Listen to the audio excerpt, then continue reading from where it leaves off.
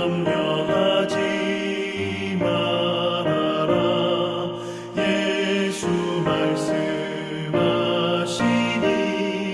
염려할 것 없도다. 하나님의 나라와 그의 의를 구하라. 우리에게 필요한 모든 것을 주도다.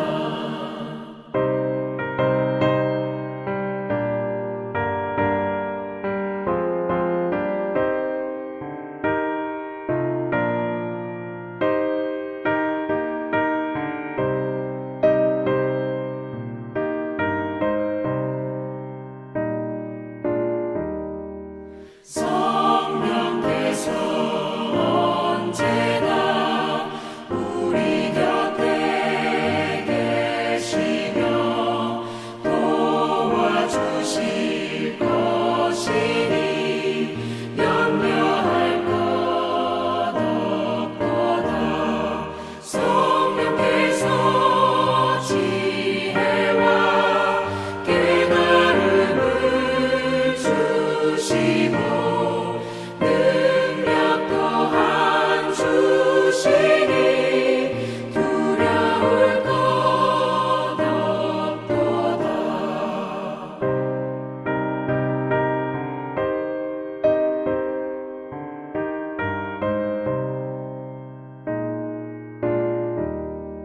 나훔 2장 8절로 13절 말씀 함께 읽도록 합니다.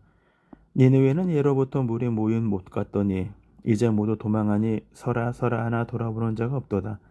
은을 노력하라 금을 노력하라. 그 저축한 것이 무한하고 아름다운 기구가 풍부함이니라. 니느웨가 공허하였고 황폐하였도다. 주민이 낙담하여 그 무릎이 서로 부딪히며 모든 허리가 아프게 되며 모든 낫이 빛을 잃도다. 이제 사자의 굴이 어디냐? 젊은 사자가 먹을 것이 어디냐? 전에는 수사자 암사자가 그 새끼 사자와 함께 거기서 다니되 그것들을 두렵게 할 자가 없었으며 수사자가 그 새끼를 위하여 먹이를 충분히 짓고 그의 암사자들을 위하여 움켜 사냥한 것으로 그 굴을 채웠고 찢은 것으로 그 구멍을 채웠었도다. 만군의 여호와의 말씀에 내가 내 대적에 대하여 내 병거들을 불살라 연기가 되게 하고 내 젊은 사자들을 칼로 멸할 것이며 내가 또 내 노력한 것을 땅에서 끊으리니 내 파견자의 목소리가 다시는 들리지 아니하리라 하셨느니라. 아멘.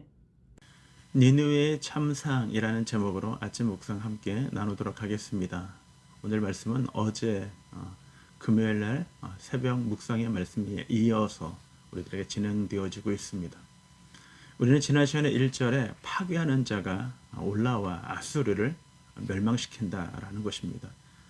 그때 너희가 한번 파괴한 자가 올라오니까 한번 막아보려보나 버텨보려보나 한번 싸워보려보나 그러나 이길 수 없다라는 하나님이 아수르를 심판하시는 의지를 우리에게 보여줬다면 오늘 말씀도 연장선상에서 우리들에게 이야기해주고 있습니다. 오늘 본문의 8절 말씀을 보면 이렇게 기록되었습니다. 니느웨는 예로부터 물이 모인 못 같더니 라고 얘기합니다. 물론 문명이 시작되어지는 발원지는 항상 물가였습니다. 강가였습니다. 우리가 세계 4대 문명 하면은 이집트 문명, 그리고 인더스 문명, 황하 문명, 그리고 오늘 본문에 나오는 메소포타미아 문명인 것이죠. 메소포타미아 문명 아시리아는요. 그 당시에 유브라데와 티그리스 강을 중심으로 발원되어졌던 민족입니다. 그들은 그렇게 역사적으로 큰 문명을 이루었던 그 물이 모인 것 같다, 모인 못 같다라는 말씀은 이 물가에서 시작되어졌던 문명이다라는 의미보다는 좀 더 다른 의미를 갖고 있습니다. 그것은 뭐냐면 그들이 그만큼 풍요로웠다라는 것입니다. 아무리 가뭄이 들어도 아무리 경제적으로 어려워도 물이 모인 못과 같이 그들은 마르지 아니하였다라는 것입니다.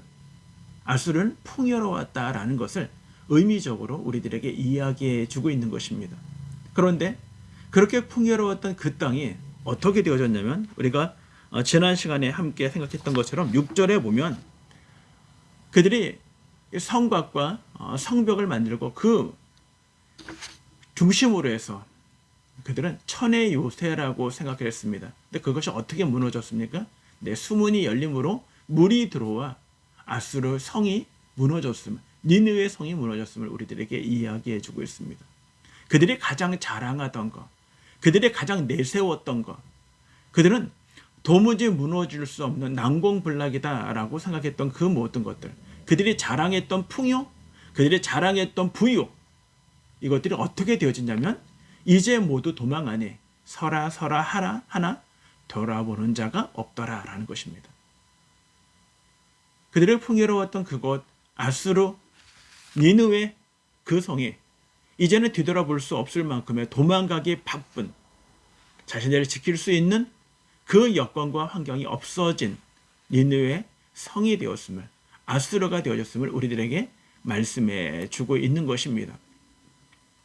우리는 여기서 그들이 이렇게 무너졌을 때 9절은 이렇게 이어서 우리들에게 말씀해 주고 있습니다. 노략꾼이 이릅니다. 은을 노략하라, 금을 노략하라. 그 저축한 무한한 아름다운 기구가 풍부함이니라 라고 얘기합니다. 그리고 10절에 니느웨가 공허하였고 황폐하였도다 라고 얘기합니다.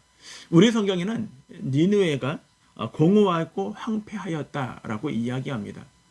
근데 이게 히브리 원어를 보면요, 이것이 아니라 확장되어져가는 단어를 사용합니다.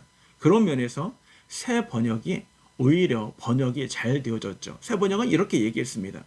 니느웨가 공허하였고 황폐하였다를 니느웨가 털리고 털려서 빈털터리가 되었다라는 것입니다. 이 말은 심판의 피해가, 심판의 폐허가 완성되어 간다라는 것입니다. 이제 그들은 완전히 멸망하게 된다라는 것을 의미적으로 우리들에게 말씀해 주고 있는 것입니다. 그랬더니 니느웨 백성들의 모습이 어떻다고 우리들에게 이야기하냐면 이렇게 10절에 보면 주민이 낙담하여 그 무릎이 서로 부딪히고, 무릎이 부딪힌다라는 것은 그냥 무릎이 흔들렸다라는 것이 아니라 무서워서 덜덜 떨었다라는 의미를 이렇게 사용하고 있는 것입니다. 뿐만 아니라 모든 허리가 아프다. 우리가 무엇인가 반짝 긴장하면요, 우리의 몸이 근육이 이완되어지지 못하고 굳어지면요, 허리가 먼저 아픔이 오게 되는 것입니다. 그리고 날이 빛을 잃었다. 네, 얼굴이 우리가 속된 말로 잿빛과 같이 되었다, 사색되어진 모습을 우리들에게 이야기합니다. 왜요? 그들이 그렇게 자랑했던 니느웨 성이 무너집니다. 그리고 그것은 풍요의 땅이요, 풍요로운 성읍이요, 풍요로운 나라라고 생각했던 때 그 풍요 때문에 이 아수르가 무너지고 니느웨가 무너지는 것입니다. 그리고 노력하는 자들이 일어서 은을 노력하고 금을 노력하고 저축한 모든 것들을 다 빼앗아 가려 한다는 것입니다. 그래서 니느웨가 털리고 털려서 완전히 털려버렸다는 것입니다. 이제 그들은 낙담하여 이 것 때문에 무서워서 벌벌 떨고, 그리고 그들은 온몸이 아프고 허리가 아프고 지쳐서 그 다음에 그들의 얼굴은 잿빛으로 변해버린 두려움에 떨고 있는 니느웨를 상징적으로 우리들에게 말씀하고 있는 것입니다. 그렇습니다. 그리고 하나님이 여기서 끝나는 것이 아니라 11절에 우리들에게 이렇게 말씀합니다.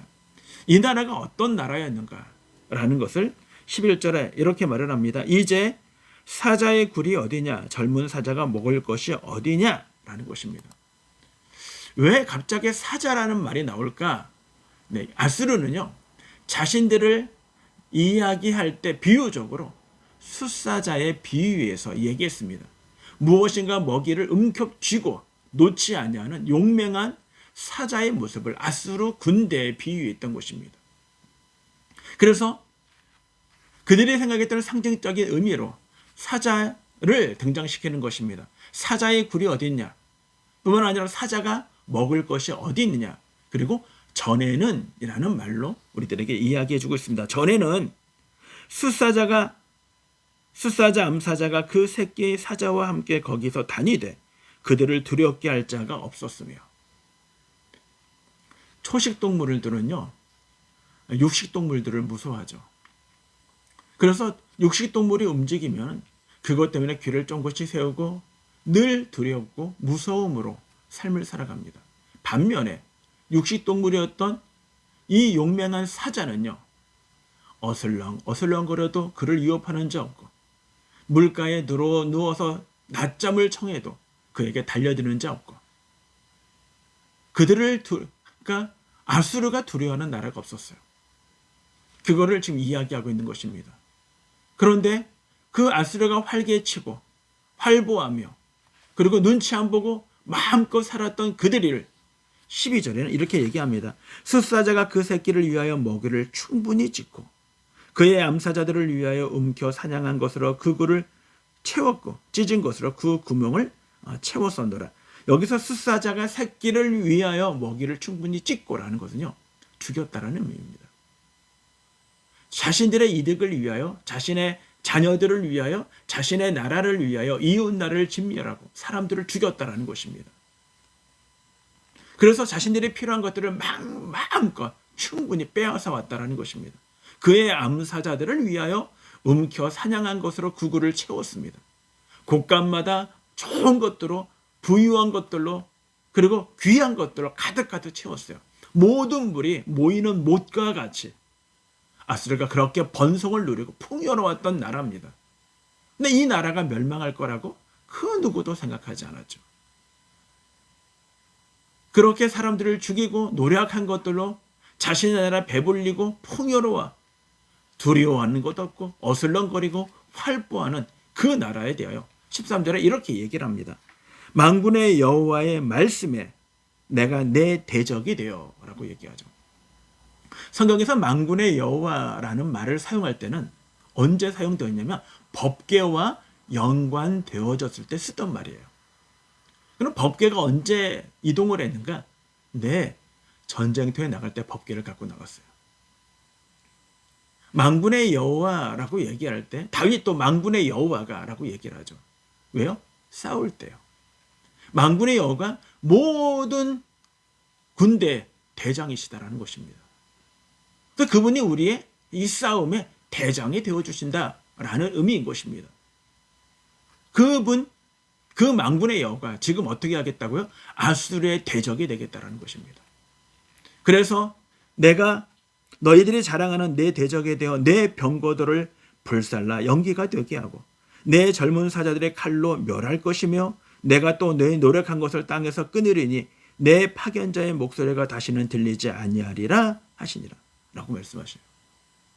자신들의 이득을 위하여 숫사자처럼 움켜쥐고 어슬렁거리고 활보했던 그들의 대적이 만군의 여호와가 되어지니까 그들이 자랑하는 모든 병거들을 불살라 연기가 되게 하고 뿐만 아니라 젊은 사자들은 그 용맹한 숫사자들은 전부 칼로 멸하게 될 것이고 노력한 것들은 이제 끊어지게 될 것이다. 내 파견자의 목소리가 다시는 들리지 않으리라. 파견자는 무엇이냐면요, 사신들이에요. 무엇이가 전쟁에 나갔을 때 승리의 소식을 갖고 오거나 아니면 전쟁을 하기 전에 아수르의 위험 앞에 사람들이 굴복합니다, 군신 관계를 맺겠습니다 라는 좋은 소식들, 승리의 소식을 갖고 왔던 그들이 이제는 그 소식을 갖고 오지 않도록 너희 나라를 완전히 멸망하여 그 사신들의 얼씬도 하지 아니하도록 끊어버리겠다라는 하나님의 의지를 보여주고 있는 것입니다. 그렇습니다.